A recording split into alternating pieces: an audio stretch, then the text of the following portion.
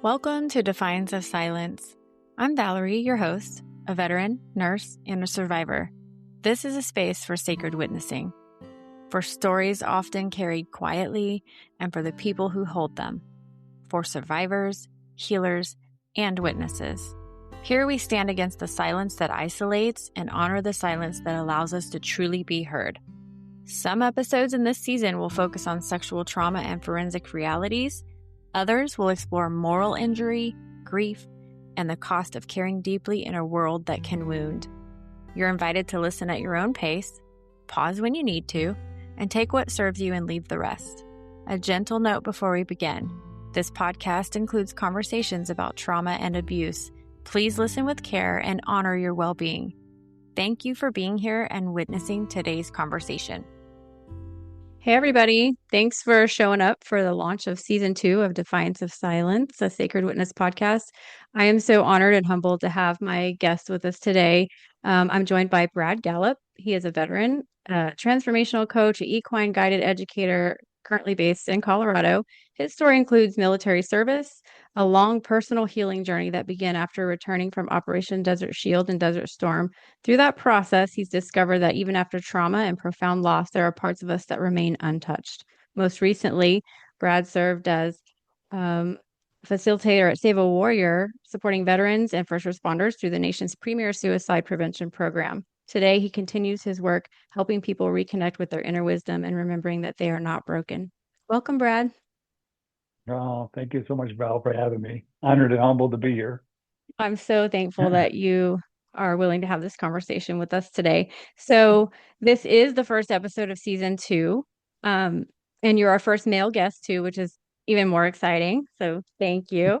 I think there's a lot of room for us to talk about grief and unmourned grief and sorrow and all these things surrounding sexual trauma. But I want people to know too, it's not just sexual trauma. You can have grief and all these other things that you're carrying, even if you haven't experienced that. So this conversation really is for a broader audience. But I'm just so grateful to have met you and had that experience for you to help guide me through some of this stuff.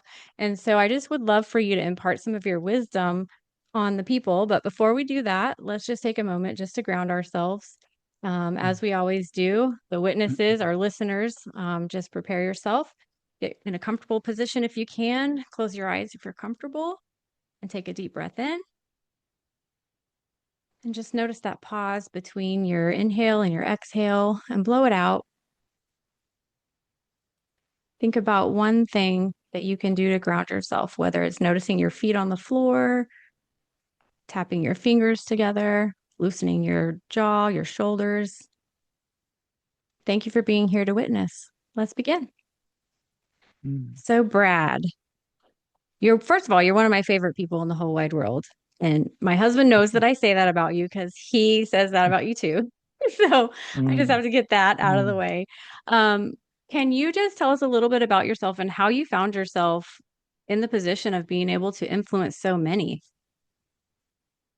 Well, thank you for having me, Val. It's an honor. And I'm really glad to be here with you, especially since we've done so much work together, and to do it this way, to your vision to this podcast and being able to offer folks a way to see that we can all support each other by witnessing, and that it is a conscious shift to be able to just from listening, but to actually start to witness people and to be there in a deeper way.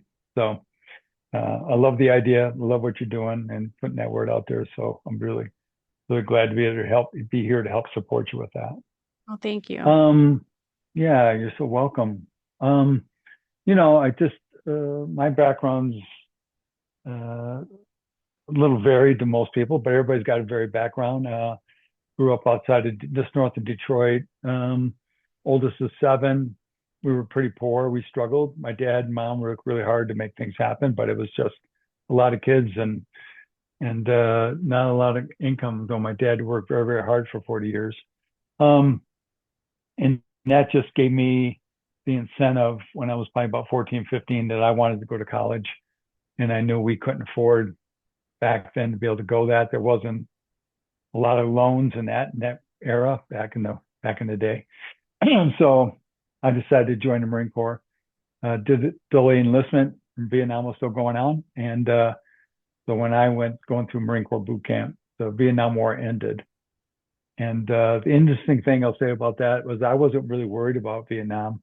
I was just trying to find my way to move on from my family.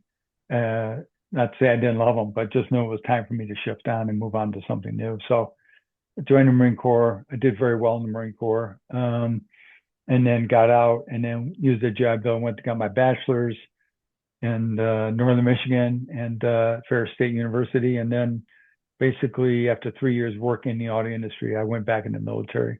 And I joined the Air Force as an aircraft maintenance officer.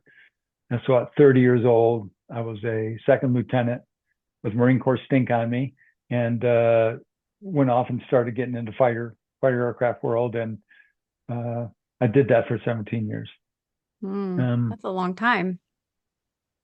Yeah, it was something I very much enjoyed. Very intense. I mean, I started working in my first, as a first lieutenant working in my first fighter squadron, and that was 500 people, 26 aircraft, and worldwide deployment. It was a lot of moving parts, $500 million worth of assets sitting out there. And I learned very quickly that I couldn't do it alone. But I still had this persona about being a Marine and being a hard ass. And Yeah. I was a pretty decent, efficient leader, but I was still struggling. And then in my 5th year there at Langley, we ended up getting a call to go to Saudi Arabia to prep for Desert Shield. And so I was one of the first people in country, and we took 2 squadrons of F-15s there, and I worked nights. And it was very interesting to watch my anxiety build as we got the buildup going on for those almost 7 months. And though the war only lasted 2 weeks, it was, we were getting Scud attacks right off the bat. We had 2 Patriot batteries right behind us. And, it was just pure terror for the first 4 or 5 days because we didn't know if he had chemicals, he was going to use chemicals. Had sappers throwing things over the fence, trying to get explosive to get at. So people were trying to keep them getting blown up. And then the second to last night of the war, we had a Patriot hit a Scud and it hit one of the barracks. And we had a lot of guard folks there. And I was one of the first people on scene, and it was very brutal. By about 32 people got killed that night. I can't believe what was left of the building that so many people did survive. But, I just kind of put that behind me and was just thankful it wasn't us, directing my unit. So 5 months after that, after I got back home, I got promoted to captain. I was #1 maintenance officer in the complex, and I had the #1 squadron, the 27th Fighter Squadron. And then that's when, 5 months later, I found myself with my wife and my 3-year daughter gone. I found myself with my Remington 12 gauge with the stock on the ground and the barrel up against my chin, and my hand reached down for the trigger. And I was tranced, and something broke through the trance. And I remember, I can't not forget the thought of putting that loaded shotgun down on the bed. And I said, I got a real problem. If I went to the military and told them my career is over, top secret clearance, all of it, leaving the flight line and everything. So I did what I told my troops not to do. I went downtown on my own dime, on my own time, and didn't tell anyone. And that was very helpful. It was a secret, but it was something I knew I had to keep. And that really kind of started my transformational journey, because I ended up with this amazing therapist who told me within 2 weeks, like you're very codependent and you're an adult child. And I go, congratulations. Don't you know? Don't you know who I think I am? What do you mean I'm an adult child? Yeah. I'm a captain here, for goodness sakes. Yeah. So I started having to go into rooms of recovery. And, my first fear is like somebody from work's going to be here. Like nobody from my work was going to be in a room. Right. Recovery for adult children and codependency.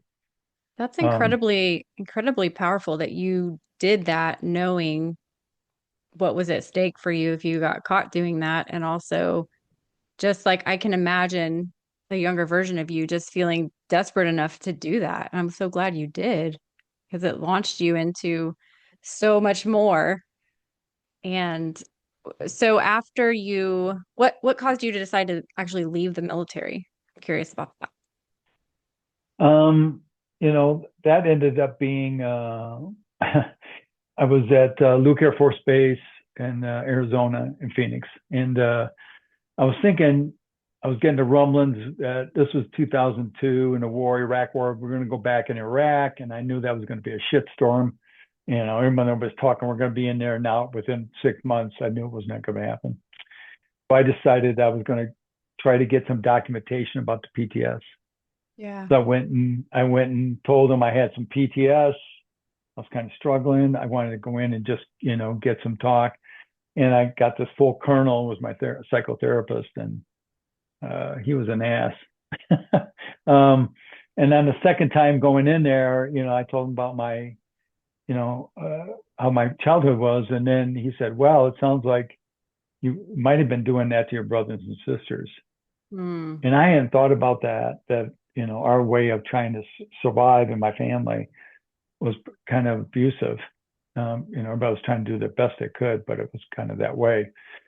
And so he just said, okay, and oh, by the way, we'll see you next week. And that just Yeah. left me with this incredible amount of grief. Um, Mm. and then, so my best thing after a whole night of grieving is that I'm going to get in my truck and my drive to Oceanside, California. And I'm going to go out and step out in the ocean and and kill myself, get out the water and just kill myself. I had a 357 with me. And about halfway there, luckily I had an old girlfriend call me and talk me out of it. And so I turned around and went back. And when I went to work on Monday, my chief master said, hey, sir, how was your weekend? I said, in a moment of vulnerability, I said, Chief, it wasn't that great. And I kind of explained what happened briefly. And of course, he had to run that up the chain.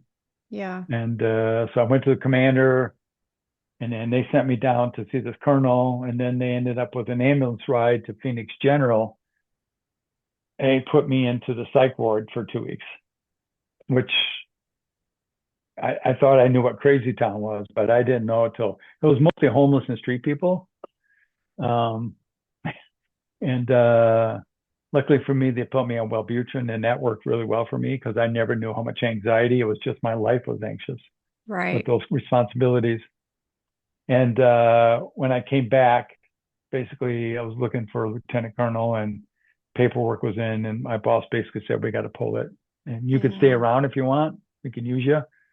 But I knew in the maintenance world that world would get out pretty quickly. And so I decided 4 months later, I was out, retired. And I'll tell a lot of people that, but I'm getting more to the point, just telling that's kind of how the things ended for me. Yeah. But I think a part of me was thankful.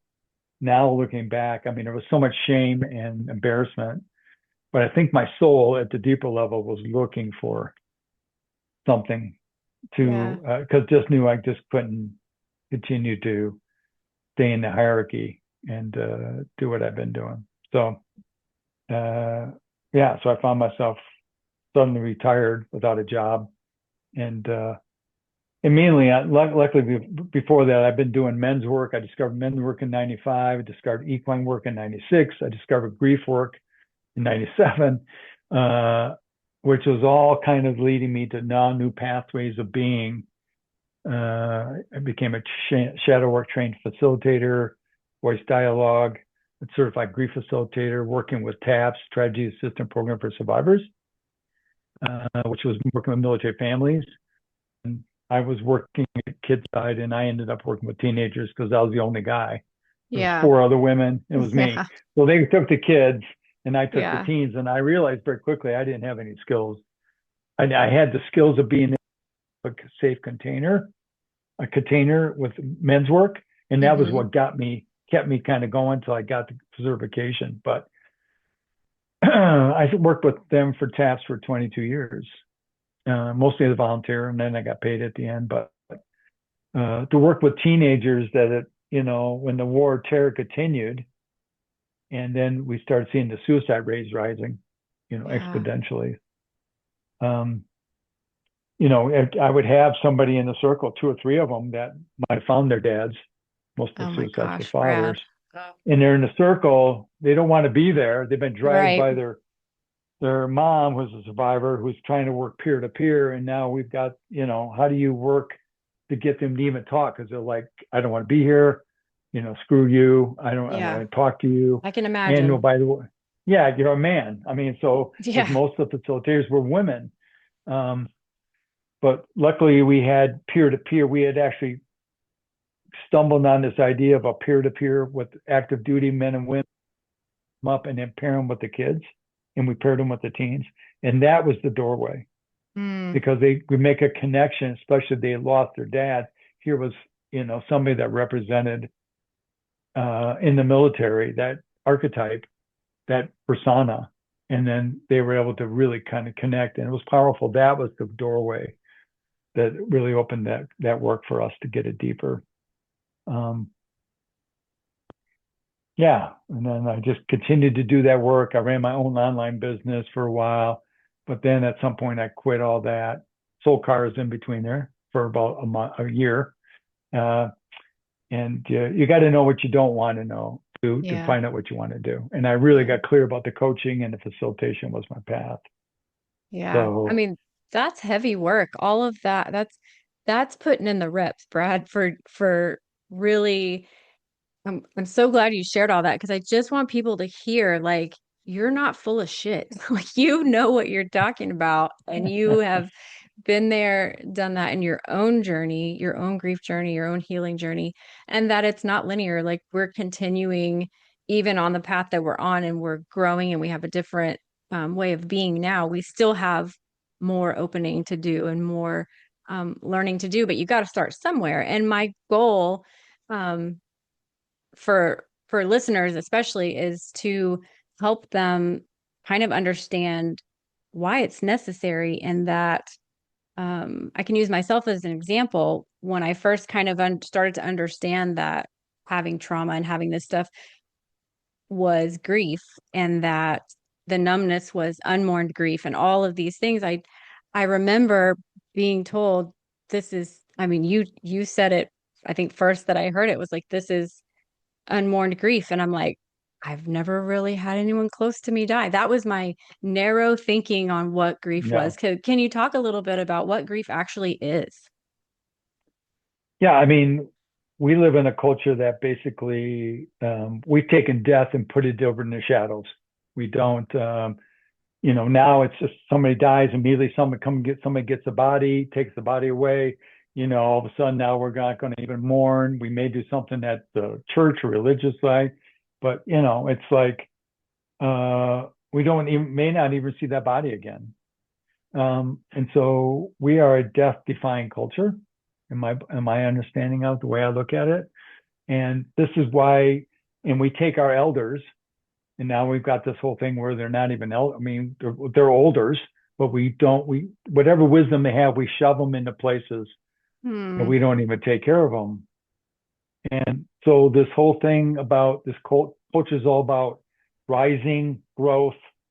Youth is such a big thing around that. Um, and this whole idea is that grief is something that you do on your own. You do it isolated. It's something that you keep stuffing down and stuffing down. Um, we give these incredible short, if you got a parent die, you get 3 days off from work. Lucky, if you're lucky, Mm-hmm. organization gives you time. If it's a grandparent or somebody else, you don't get that. And somebody that's close, an aunt, and then people are continually asking, like unconsciously or consciously, like, when are you going to get over this? Yeah. Yeah. Mm. And so it just, we live in the denial of that. And we have so many of these little losses. I mean, losses of divorce and people getting old and a loss of job and a loss of ability to do something. And, we're constantly in this place of losing. We got this incredible amount of loss and nobody talks about it. Nobody has a language for it. And it just sits off in the shadow. And so when it's in the shadow like that, it starts to we cover up a lot with anger, and we cover up with our frustration, and that's okay. You're angry. You lost them. Of course you're okay. But meanwhile, because our vulnerability for a lot of us as little ones has been weaponized when we did have our tears. Yep. And then the little one with magical thinking, that little exile says, you know what, we're not going to go there again. I'm not going to get shamed about that. I mean, Mm. I can remember my own place in that, getting beat up by in second grade by this kid in the playground. I'm just crying because I'm so frustrated. I'm so mad. He's on top of me. And, a part of me says, that ain't never going to happen again. So I got after him. Yeah. I mean, and I just story, and it became my thing. Okay, so anger keeps me from the tears.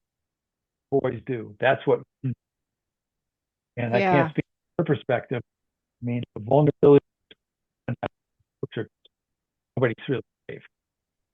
Mm.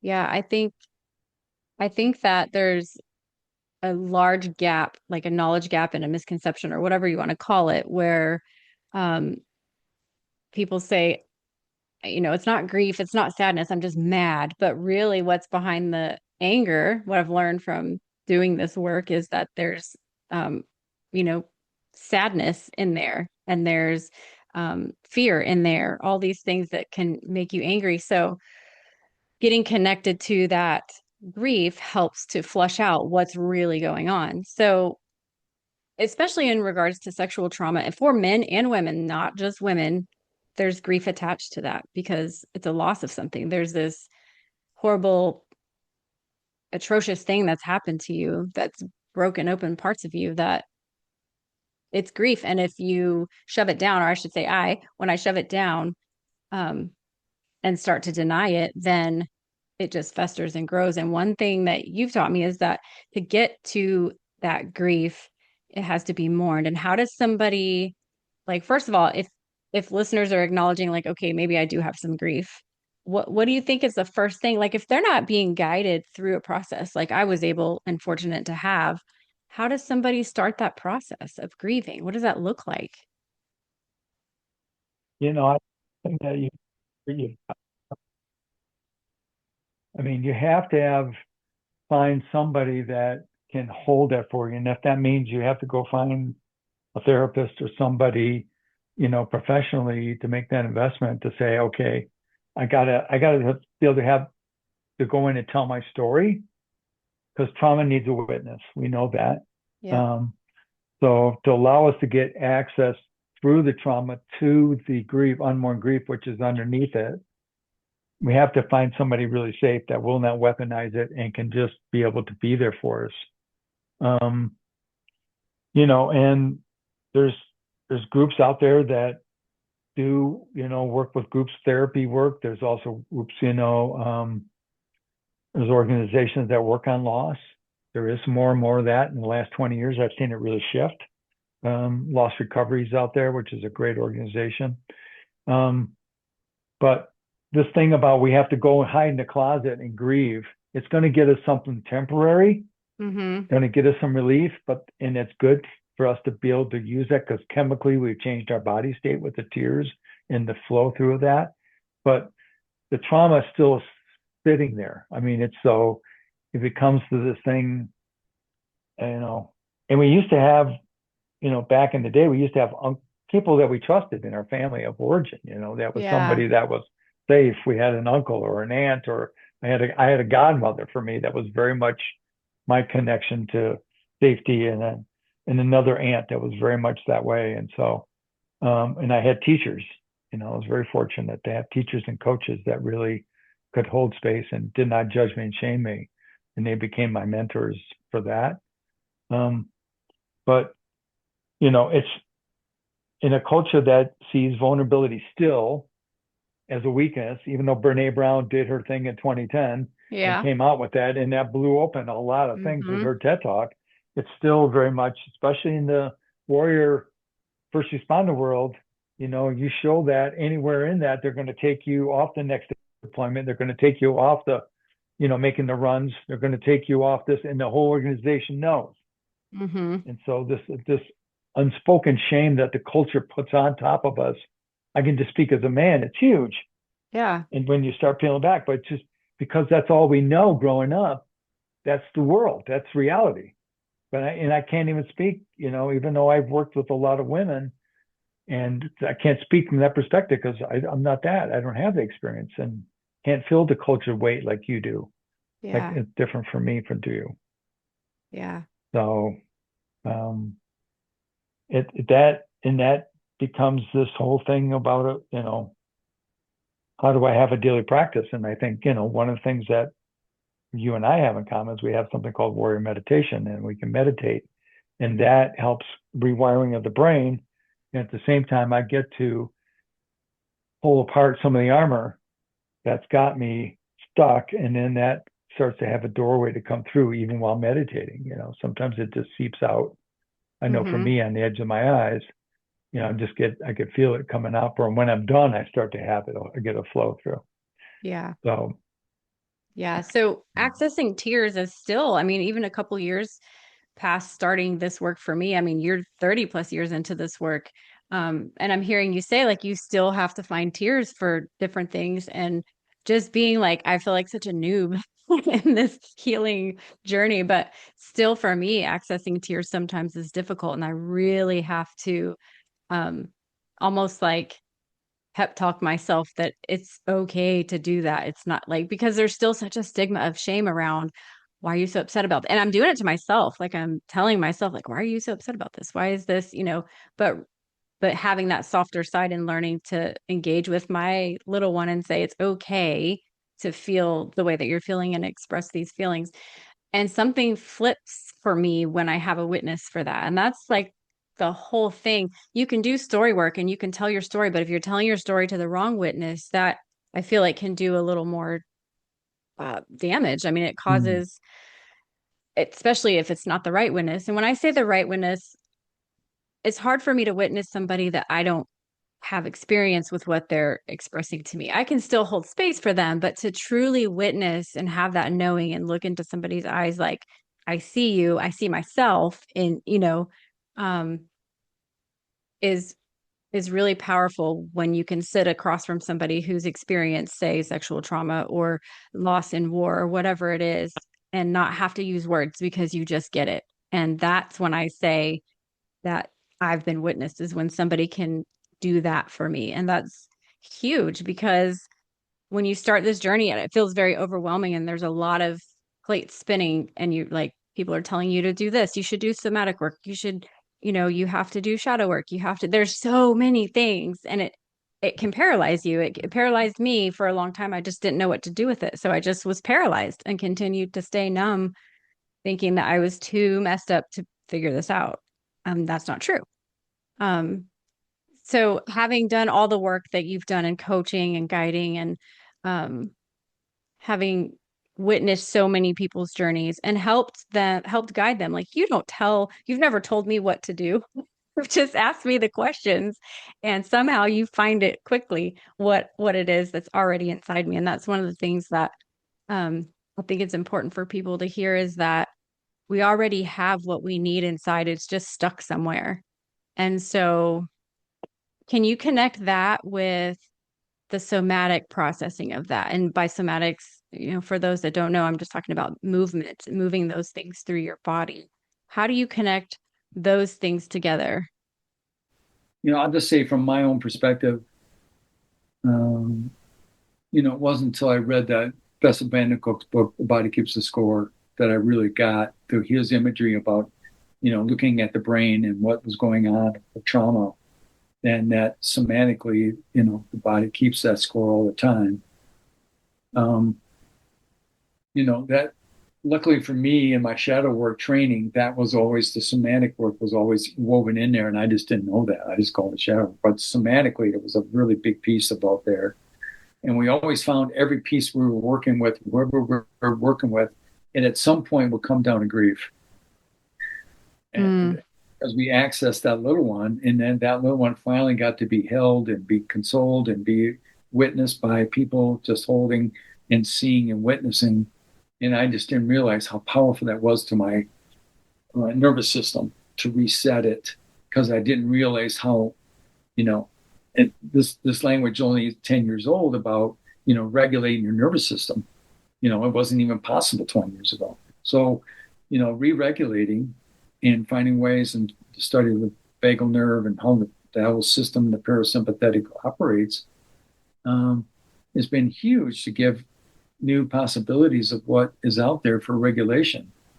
And, you can, there's all kinds of things. You can buy books now and everything, how to self-regulate and, do certain tapping and, massaging and pulling earlobes and, and getting up and moving the body and moving that through, which is just incredible. I think it's just amazing. So you have to kind of, for me, I was my own guinea pig. Yeah. I would say that for myself too. Doing my own work, because I'm not a therapist, I'm not a counselor, I'm not a social worker. I had to experience it myself and then be willing to put into words when I saw somebody struggling through a certain way of procedure, a way of working with people, and just saying, I'm going to go out and find out, and I'm going to go to trainings, and I'm going to go pay money to do that, and it's an investment in me. And, I did that for 30 plus years, and I still continued to do it. But I discovered that if my attention, the difference between listening and deep listening, even though they were talking about something I didn't have a background in, I've done a lot of work with women, done a lot of work with men that have had sexual trauma. I have myself have not had that wound. But to be able to allow my little one to hear that with my true self kind of holding that little one to say, it's okay, we're safe, and we got something to be offering just by listening with a deep heart, being present, and that taking that this intelligence that we all have and directing it with that listening, that kind of listening is powerful. And people get the difference in that. Yeah. And to be able to not just be thinking about the next thing I'm going to say, but give them the floor, just keep listening, changed everything for me, especially when that really raised my game as a facilitator, that I just said, I know whatever shows up, I'm going to work with. And I know it takes a lot of time to get that way. Yeah. But it really became this part about trusting my deep heart. My body somatically had the experience to be able to stay with somebody and not get overwhelmed. And at the same time, afterwards, debrief. Yeah. With somebody, which we, in the work I've done over the years, we've done that, which was very important. And know that my discharging was that, including, getting in, doing ceremony and ritual to be part of that with a community of people that love and care for you. Yeah. And you show up with is okay, which is a rarity. It's such a rarity. But it is. I'm blessed by knowing places to do that. Yeah. So have you ever had a time in particular, I'm just curious, that you did get overwhelmed? And I'm just asking that because for myself, there are times, and I'm sure there's listeners that would agree that, I want to be a good witness and I want to hold space, but sometimes we do get overwhelmed. Like, what do we do with that when it's happening? What's the best thing for the person who you're witnessing? What's the best thing to do with that in the moment to not cause further harm and to not, shame either party? Yeah. I mean, when it's one-on-one, it's a lot more difficult. I've always tried to surround myself with a team, have at least a co-facilitator, or if my co-facilitator is not there, to have a team of people that can support me. I found that if I can just hang on, and then when there's a break in that grief or whatever the story is, and know, you know what, I just got to use the restroom. Please just stay where you're at, and hopefully somebody's there to sit with them. Don't leave them alone. But if I can just go in the bathroom and breathe, do some deep cleansing breathing, shake it off, do this thing about basically, rubbing my body, letting the release of coming off, and even step my head just for a second outdoors. And for me, that's been a powerful way to work with that regulation, and I've gotten better at it over the years. And it's not that I get numb to the stories because everyone deeply touches me, but I also know I know how to be able to set up this kind of, best word's kind of like a bubble. Mm-hmm. I kind of shield myself a little bit, and I keeps me my heart open to be able to hear it, but I don't have to let it into my heart. If that Yeah. makes any sense. Yeah, it does. And I think that's important. That's a great way to say that. Um, I know for myself as a forensic nurse, there are times that I need a breath with the patient, like, okay, this is what's happening. And I don't always have the opportunity to step away in those moments. So I have to go in prepared to shield myself. I hadn't thought of it as a bubble, but that's perfect because those things, especially when that's your story and that's the wound that you're healing through, like I'm pouring out from the very thing that I have healed from, Right. or I'm still healing from. So when those things get, you know, I'm hesitant to use the word triggered, but more like bumped into it. Right. It's something I have to acknowledge. And I've discovered for myself recently, like the more I focus on that, the more attention is drawn to it. So I have to really be careful and um, just allow it to kind of bump off and then realize that my heart is open, but it doesn't have to hang on to it. So I think you just beautifully said that. Yeah. Because I think sometimes people don't know what to do and they're like, this was too much for me. I'm out. And maybe they weren't ready to witness. There's so many different reasons. And I've not always been the best witness. I mean, the more practice I get at this, yeah, I mean, me too. Nobody's going to be perfect at this. We have to learn. And I've had people that I would say were the best witnesses I could have ever encountered. And I've also now in hindsight can see where maybe I wasn't witnessed well. And that's okay. Like me, I've done it too. Like, can only grow from there. But as far as like engaging people's stories and being able to separate that, in your personal practice, have you found it easier with time to engage those parts of yourself, like to access that grief easier? Is that something that just comes with time? Because a lot of times, like I know I can realize there's some grief here. I'm getting better at witnessing myself and realizing, oh, yep, that's some grief I just found. Didn't know that was there.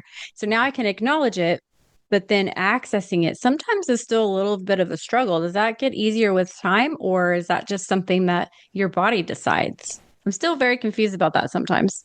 I think that's a great question, Val. It's a really good question. I think there's two parts to that. Number one is that it is true with time, you get to practice doing mini regulations with yourself. Even when I'm hearing stories and I feel my breath, catching my breath, I go, oh my gosh, Yeah. me, and then I just I'm consciously and now partly unconsciously, I'm taking deep cleansing breaths without making it very obvious that the person I'm working with and I'm doing, and I think also this part about we're more resilient than we know. And I think that's why it's for me the importance of my daily practice, that I stay with my daily practice. Because I know that what I do in the morning, what I do, it sets up my day for success. Mm-hmm. And when I run into these things, all of a sudden I'm pushed up against emotions or, disagreements or whatever it is, I'm not so dysregulated. And I have this confidence too that because I've got real credibility with my daily practice. I've got this credibility, that I can handle this. And I think that's time, if that makes sense.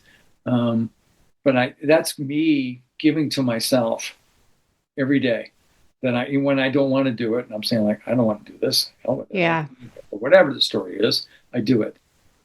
And that begins to build this bridge of new possibility for me to take the deeper dive with people, and also realize with internal family systems, knowing my little exile, there's times he doesn't need to hear this. I mean, but I've got him, and I just visualize, I got him on my lap, I'm holding him, and I'm listening to the story. For me, sometimes. Yeah, that's beautiful. Yeah. And I put my hand on my chest, or I'll do that, to really hear what they're saying. And Yeah, I do that a lot too. But it's also, I'm imagining my little one, I'm just putting his head on my chest and like, I got you. It's okay. Yeah. This isn't ours. We can be there to witness and this person, and we don't have to take this on. Yeah. It's not ours. It's Yeah. not ours. I think just being it like that's one of my mantras is this isn't mine. This isn't mine. This isn't mine. Because there's still those codependent parts that are like, oh, I could totally fix this for them if they would just listen to me. And that's like, ooh, yeah. But I know that I've not been doing my daily practice when those things start to creep up. Like, and that's the difference in I think really trying to be you don't have to try to be a good witness. You're either a good witness or you're a growing witness or whatever. I don't want to say that somebody could be a bad witness, but maybe somebody just doesn't have It's just the more experience. maturity. Yeah. Yeah. It's just more experience. That's all. When Yeah. I tell people, listen, I'm no brighter than you, or whatever. I've just been kicking this can down the street just a little bit longer. That's it. Yeah. Yeah. Because everyone has a part of them that's whole, perfect, and connected to everything. Mm-hmm. And everything you're looking for is always inside you. And all we are is guides trying to guide each other back home. That's all we're here to do. And it's messy sometimes, and it sometimes because like it just turns to crap, and we're all like, "What? I just Yeah. was listening, and all of a sudden I'm in. I'm kind of going on like I don't know. I'm flailing, Yeah. and I just got to go. Okay, me too. I just the me too. Mm. Powerful way to be able to when I can find that when I'm listening to somebody sacred witness, not to say that I know what you're feeling but at some part, a level, I can say when it's a codependency thing or whatever or something, especially working with with women clients, I've just got to say, I get it from my perspective. Me too. Yeah. I hear what you're saying. I get that part. The rest of it, I can't. I may not be able to, but I'm not going away. I'm just sitting and do anything that shows up for me in my own discomfort or whatever shows up for me is that I'm going to regulate myself and I'm going to not blink. Yeah. Yeah. I'm not turning away. I'm not looking away. Yeah. I think that's one of the most powerful things is to tell somebody your truth and they don't look away. Like that part of being witnessed. And that's really what prompted this whole podcast, this whole thing. And I'm blown away that I'm working on a season 2. I didn't think I was going to get that far with it, but people have really important things to say. And I think there's a lot of things of value that will come from this. And this isn't necessarily, an audience that's going to email with feedback and say, oh my gosh, me too, this and that, because there's still so much shame surrounding it. But if you're listening in silence, that's okay too. Like you can listen to this.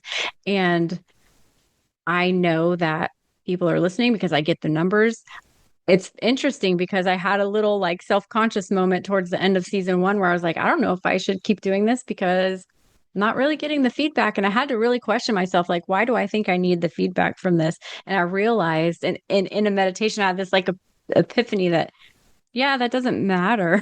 The people are listening. And as long as I'm supposed to be doing this, it's going to happen and people are going to hear what they need to hear. And I think this is just a steady pace of giving people just a little bit more room to have some spaciousness and like maybe look at some things for themselves. This isn't something that people are really happy to be like, oh, me too, because they're still surrounded in a lot of shame.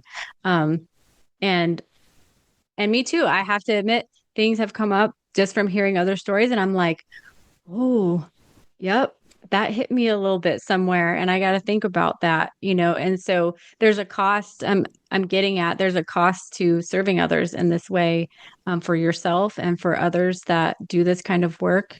I'm just honored to be in the space with those of you that have gone before me to do this type of work to point us all back home. But there's a cost to that too. So for you, for years and decades of doing this work on yourself and others, what would you say to somebody who maybe is feeling a little bit of burnout or doesn't really know what to do next? I'm sure you've experienced a little bit of that too. I would be surprised if you hadn't 3 decades in, but how do you handle that? Because I find it difficult to always let things go, at least for me. What's your Yeah, wisdom on that? it's a great question. I mean, I'm very blessed because, almost 35 years into this work, I've met some amazing people and I have a tribe around me, wherever. I guess I've just got a tribe of people that I can pick up the phone and say, listen, I just need you. I'm just going to grieve here. Can you just hold the phone for me and just drop in, or just hear one of my mentors to say, it's okay, I got you.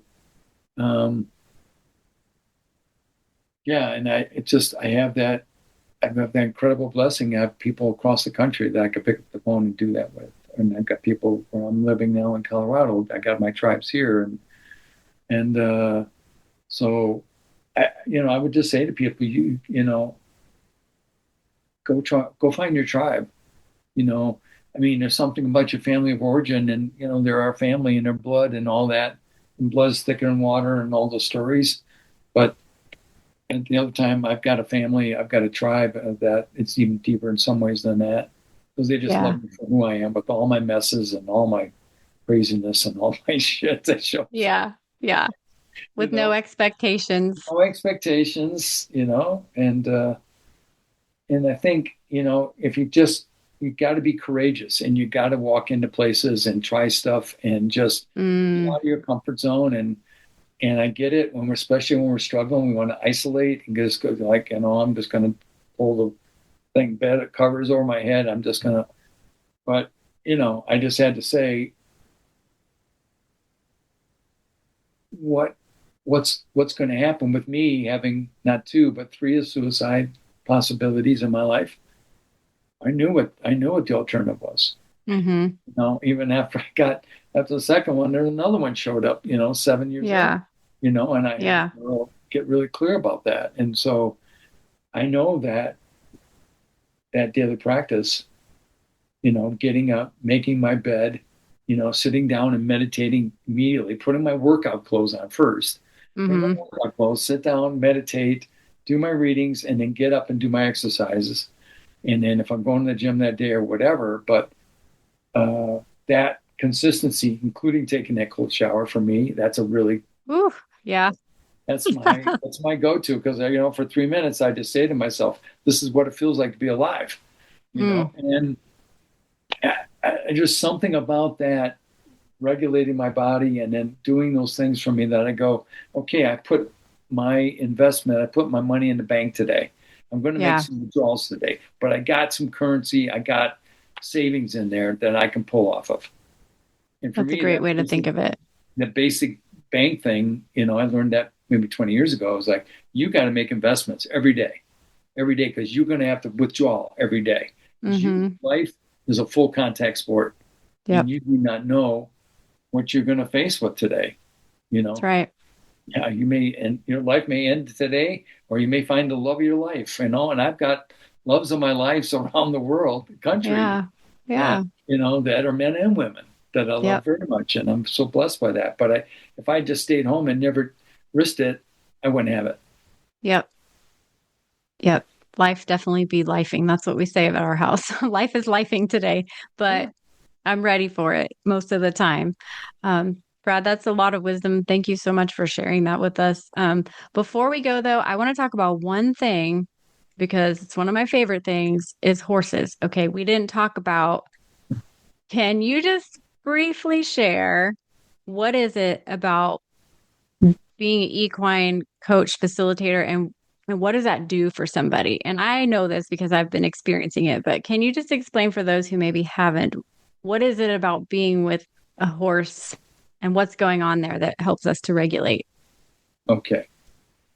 Real quickly, I mean, the thing about horses they're always in the present moment. They're never in the past and never in the future. They're always in the present. So when you're in the space of a horse, which because of their heart rates, because of their heartbeats, they send the electromagnetic field goes out for a half a mile at least. So even if you're outside the fence, you're around, but you're still getting the impact of the horse electromagnetic energy field. It's not woo-woo. I mean, HeartMath has done all kinds of study on it. There's science in it. So within 5 to 7 minutes, your heart rate will drop down will drop at least a third slower within 5 to 7 minutes. Within 7 to 12 minutes, at some point, your heart rate in the horses will sync up. It's proven. It happens all the time. And just getting within that, staying within that, all of a sudden, your nervous system is being regulated. Even if you're terrified of horses, and I've worked with people that are terrified, been bit, kicked, thrown them out, whatever. Mm-hmm. But if they were able to stay with me, even if I got the horse on the other side of the fence, something shifts. And there's something about stepping into, in my mind, into a round pen with a horse at liberty, it means the horse is loose, no halter, in stepping into that space with a 1,200-pound animal. And I learned from working with drafts, so they get 2,000. Yeah. Which I like even better. You do too. Yep. Me too. And but there's something about looking into the eye of a horse that horse is looking into your soul. Yes. Yes. And things that talk therapy will take months and months and months with the right preparation, with the right meditation preparation, with the right conversation, with you going in, whoever's going in with the horse. I let the horse do the work. I just get very curious and occasionally I ask a question, but it's always working with what I'm seeing from the horse energetically and what I'm seeing from the person. Mm-hmm. I've just seen people I've seen transformation after transformation again and again and again. And, so the equine coaching work is work I'll do for the rest of my life. And I've done that in any program I do. So yeah, I think it's incredible. And any opportunity I have to talk about horses, I like to. But you're right about draft horses. There's something special for sure about that. And I'm only 5'2", and that he's gigantic, and I just love it.